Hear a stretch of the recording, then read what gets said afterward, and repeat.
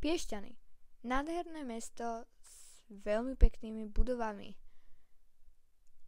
Poďme si o Piešťanoch niečo povedať. Piešťany ležia 86 km severovýchodne od hlavného mesta Bratislavy na pravom brehu rieky Váh.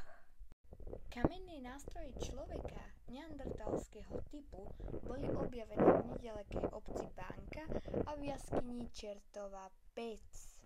V ostatnej ľadovej dobe sa ku nezamrzajúcim prameňom sťahoval človek lovec mamutov.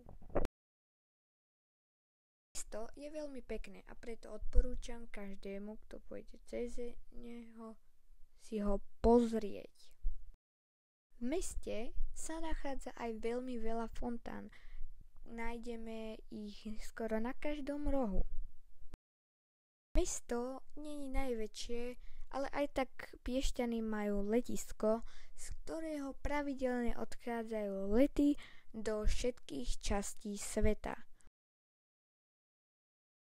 Piešťany sú hlavne známe tým, že Piešťany sú vlastne kúpeľné mesto. V kúpeľnom meste, ako vieme z názvu, sa nachádzajú kúpele. V meste nájdeme aj veľmi známy sklenený most, alebo taktiež kolonádový most. Tento most už tu stojí veľmi dlho.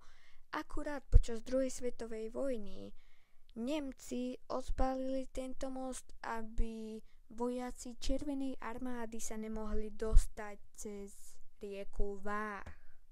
Zapamätajte si ešte tohto pána, čo vidíte na obrázku. V Piešťanoch nájdeme aj veľmi veľa kostolov, ktoré sú veľmi pekné na pohľad.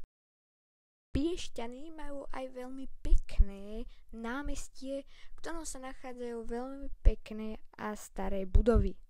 Nájdeme tu aj daňový úrad, taktiež tu nájdeme aj cintorín.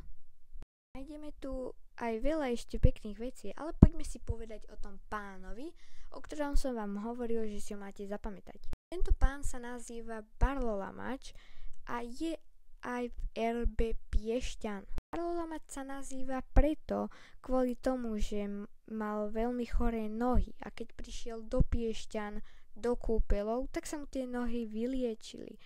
A on slávnostne na to zlomil tú barlu, ktorá bola našťastie z dreva. Keby bola zo železa, tak neviem, jak by dopadol.